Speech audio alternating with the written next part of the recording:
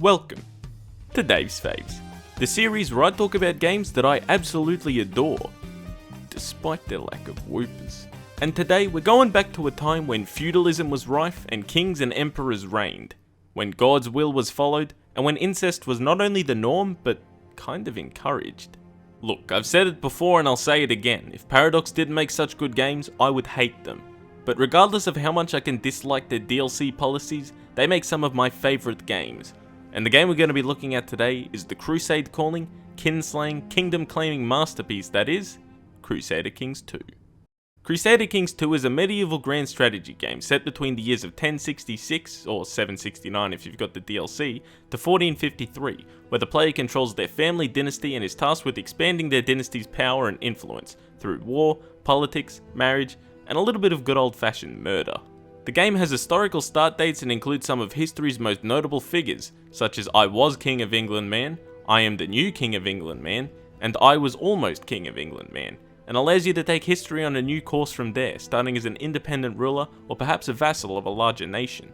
Although it's a strategy game where you assume control of a nation or a vassal, the game focuses less on countries themselves as political entities and more on the actual rulers of the counties, duchies, kingdoms, and empires themselves, and has a fairly deep character progression of sorts for each ruler of your dynasty that you will play as over the course of a campaign. Much like other Paradox grand strategy games, the most satisfying part of the gameplay is seeing your power and influence increase over time through your many conquests and diplomatic choices, starting as a count or duke and working your way up to a glorious king or emperor.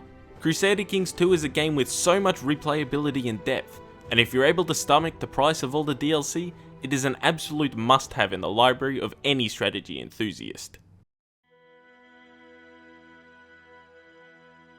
Although Crusader Kings II shares many of the reasons that I love it with Europa Universalis 4, a game that I've already reviewed, it does differentiate itself in how it plays out, and it does have traits that EU4 doesn't that I like. As mentioned, in CK2 you play as the head of a family dynasty first and foremost rather than as a nation, and the relations between different political entities will often be based on the opinions that two different monarchs have of each other. Alliance and diplomacy is generally tied to marriage, as it was in real life, and you will have siblings, children, cousins, and other kin of your dynasty that you can marry off to secure alliances and increase your family's influence, which is a massive part of the game. The character you play as will also have a number of different traits, as do all the other characters, and they can be positive or just straight up bad as well, which will also affect their different skills, being their diplomacy, martial, stewardship, intrigue, and learning skills. A character's traits can be both physical or personality traits, which as mentioned before can be helpful or degrading to how a monarch will rule over their nation, which is also influenced by their education. Different personality traits will cause different events to happen as well, and because of this, no two monarchs will ever rule a nation in exactly the same way. I really like this character aspect of the game because it allows some really weird and interesting situations to happen and does explore the fact that these grand conflicts between nations that shaped history were really just down to nothing more than the narcissistic and petty squabbles between monarchs who were just human, like you, but not me, cause I'm a whooper. Although you technically play as a character, you still assume control of your holdings and titles, and will expand your influence and who owes you their allegiance through war and diplomacy. Much alike EU4, you will need a genuine reason or claim in order to go to war, though unlike EU4 they're a little more difficult to get a hold of initially, and they all have preset outcomes of the war when you declare it. There's no peace treaties, you either win, lose, or there's white peace. You can fabricate claims in order to claim a specific piece of land, or if you have multiple claims already you can press them all at once.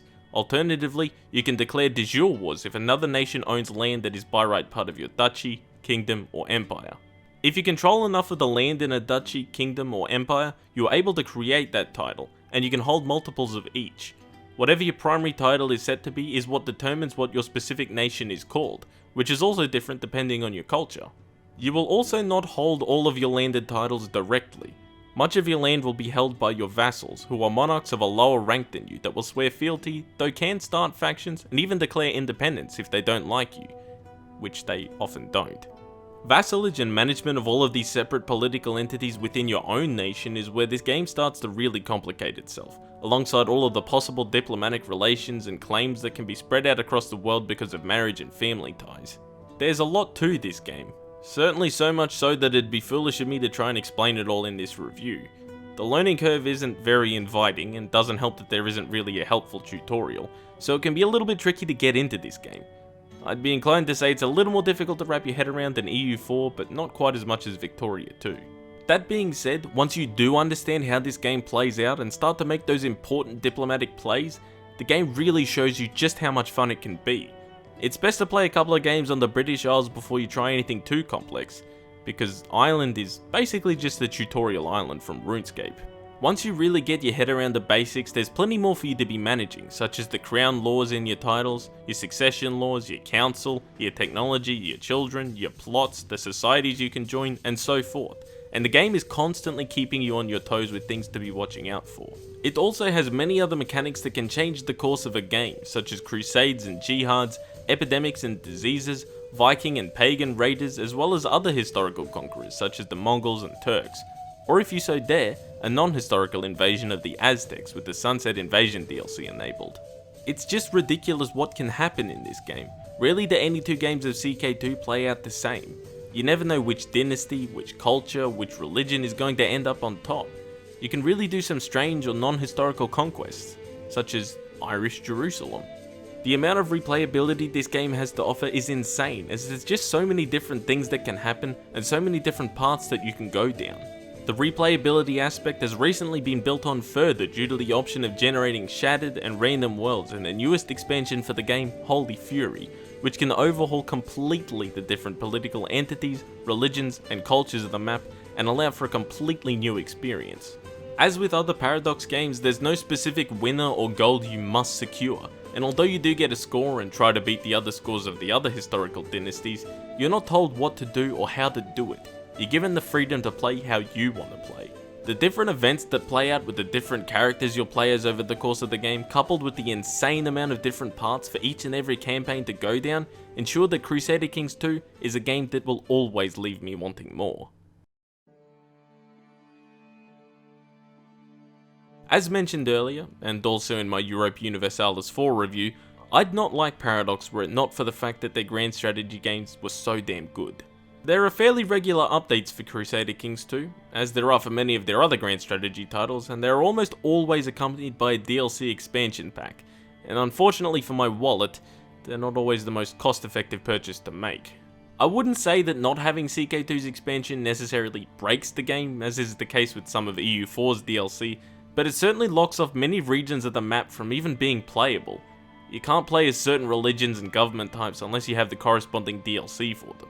Having a DLC set up like this is disgruntling, and I can understand why it might turn some people away from getting the game. However, it does mean that the game is receiving regular updates and tweaks to keep it from growing stale, and it can bring plenty more to the table in terms of replayability, as in the recent release of Holy Fury, which allows for the aforementioned shattered and custom worlds to totally overhaul your campaigns. Something I can definitely credit Paradox for is ensuring that their updates are as modder friendly as possible, as CK2 has a pretty big modding scene with some stuff that can totally overhaul this game, and the fact that Paradox actively tries to support this is something that I can definitely credit them for. One slightly annoying thing with the game having regular updates is that it can tend to break old save files, which is a more prevalent issue due to the length that it takes to complete a single campaign. Not all of us live in basements, unfortunately. As with EU4 and other Paradox games, not all of the expansion packs are ultimately necessary, such as the ones which are cosmetic or music packs and the like, and there are fairly regular sales on Steam and on the Paradox store which do help your wallet to keep up with Daddy Johan's constant onslaught. Crusader Kings II looks pretty good for a strategy game, much like other Paradox grand strategy games do. Strategy games don't always go all out on their graphics, but CK2 does enough to have the game still look good and be functional as well. The game has plenty of different map modes to use as well, which can give you further insight to religion, culture, diplomatic relations and the like, which are all useful in their specific ways and is definitely important to helping you wrap your head around the game, especially for a new player. It's important for a game as complex and as in-depth as this to be as clear as possible, and as with their other grand strategy titles, Paradox have done a good job in this regard. Also pertaining to their other titles is the initial hostility of the game's UI, which can be a little confusing at first, but is streamlined and intuitive enough for you to wrap your head around. I like the look of the units on the map, and they all vary a little bit depending on your culture, coat of arms, government type, and so forth, and understanding how units move around the map is fairly easy, though the battle UI is a little more complex. The soundtrack is good as well. It's nothing to rave about, but it's fitting for the historical setting and it accompanies the game well. Some of the audio I don't like quite so much is the ambience and sound effects that play when opening different UI tabs, which is a little annoying, but it isn't a massive concern. Overall, Crusader Kings II is a game that I'll always be coming back to. The amount of depth and replayability that this game has, coupled with the outrageous stuff that can happen, is why it is without a doubt one of my favourite games and is definitely neck and neck with Europa Universalis 4 as my favourite strategy game of all time. When you load it up for the first time, it's a little scary and you might be a little overwhelmed, but stick with it and you will unlock simply one of the best strategy experiences in gaming. And even though it's got a pretty nasty price tag, I would 100% still recommend buying it. Once you've got the hang of this game, the satisfaction you get from your dynasty's grand exploits in the medieval world will ensure that you'll be coming back for more. And sure, it doesn't have any whoopers in it, but I'm not sure that they were meant for the cutthroat medieval world. They're too pure and innocent for that sort of thing.